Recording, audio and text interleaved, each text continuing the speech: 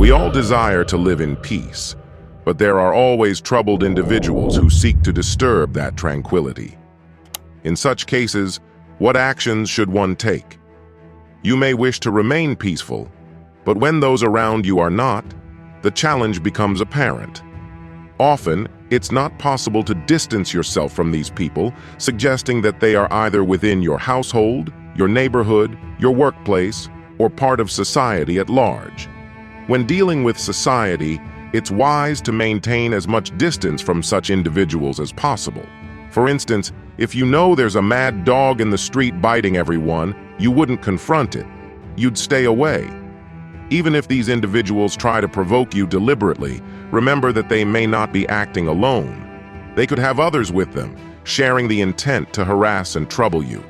The moment you resist or respond, they argue more, indicating they are trying to provoke you into saying or doing something that allows them to attack you as a group. In such situations, the best approach is a practical one. Adopting a practical mindset is crucial because theoretical advice often falls short. If someone around you is restless, keep your own calm, regardless of their behavior. However, staying silent shouldn't be mistaken for weakness. This is why it's important to become as powerful as possible, not to dominate others, but to protect yourself. You need to become capable because the world demands it. This is what survival of the fittest means. If you observe closely, life is a power game, and it has been so for centuries, not just among humans, but among animals as well. In the animal kingdom, every lion or cheetah has its own territory. When another invades that territory, they fight until one surrenders and leaves. The territory then belongs to the victor. This power dynamic is present among animals and humans alike. Therefore, adopting a practical approach is essential. If someone is verbally abusing you, staying calm is admirable, but how long can you maintain that calm? Suppose someone insults you and you remain calm, fine. But if they insult your family, will you still remain calm? Is this what the Bible teaches? No. The Bible emphasizes the importance of standing firm in righteousness. While you should always strive for peace in your mind, if the other person does not seek peace and fighting becomes the last resort, you must be prepared to defend yourself. When it comes to defending yourself, assess the strength of the opposing group. If a group consists of 5 or 10 people, they're projecting a collective power that may not be as strong as it appears. In places like New York, everyone assumes they're above others. So the first rule is to avoid unnecessary conflicts. If it's necessary, be humble and walk away quietly. Steer clear of such people. However, if someone is overpowering you and tormenting you excessively, whether mentally or physically, you should know how to defend yourself. Without this knowledge, any talk of mental peace is pointless because your peace of mind will be shattered. It's like sleeping with a sword hanging over your head, with someone telling you it doesn't matter because the body perishes, but the soul endures. Why worry? Stay happy. Such advice is nothing but hypnosis, a form of deception with no practicality. When situations escalate beyond tolerance, it's essential to apply the principles of Sam, Dam, Dund, Paid. Learn from their examples because these lessons aren't taught in schools, colleges, or at home. Fighting doesn't necessarily mean physically.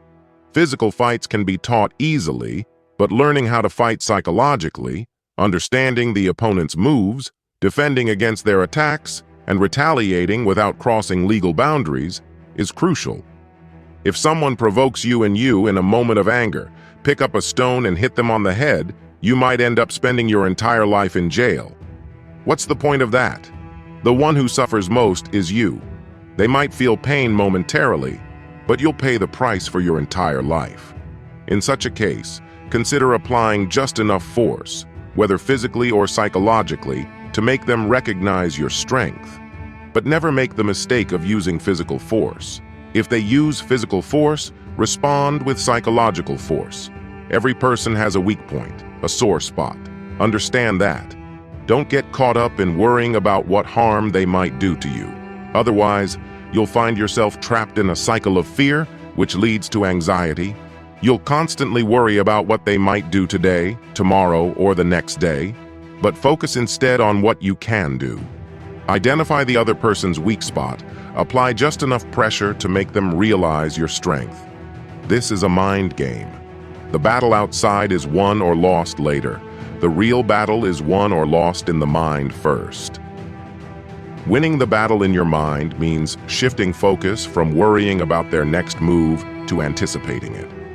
Even in that anticipation, you should have clarity, 90% probability on one outcome, 10% on another, so you take calculated risks. When confrontation becomes unavoidable, proceed calmly and with a cool head. Gradually increase your level of response. You'll need to learn how to fight. But who will teach you? If someone naturally aggressive teaches you, they might do so foolishly, suggesting trivial actions like cursing or hitting, which won't help. If you start a fight and things go wrong, you'll find yourself in trouble. So why engage in such actions at all? This isn't about physical fights. It's about psychological ones. If someone at your workplace is harassing you, there are ways to handle the situation so that you kill the snake without breaking the stick. No one will even know it was you. But you should only take this step when your tolerance limit has been exceeded. Using these tactics for your own gain is wrong. Very wrong. If, for example, you think, "This idea is great. If I remove the person above me, I can take their position. My salary will increase." Then it might seem like a good idea. But if you act on it, you've become corrupt internally. And once your mind starts operating in this way, it will no longer defend itself. It will begin attacking.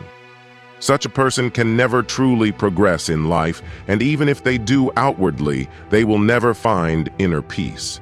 They won't even understand what peace of mind is. Now, what should be the ultimate goal in life? Should it be to achieve a little more success and money by any means necessary, or to attain long-term peace of mind, even if it means earning a little less? What's more important? How do you achieve peace of mind? The mind becomes restless whenever you do something wrong. Even if the world doesn't know, you know. The consequences of your actions are immediate, not delayed.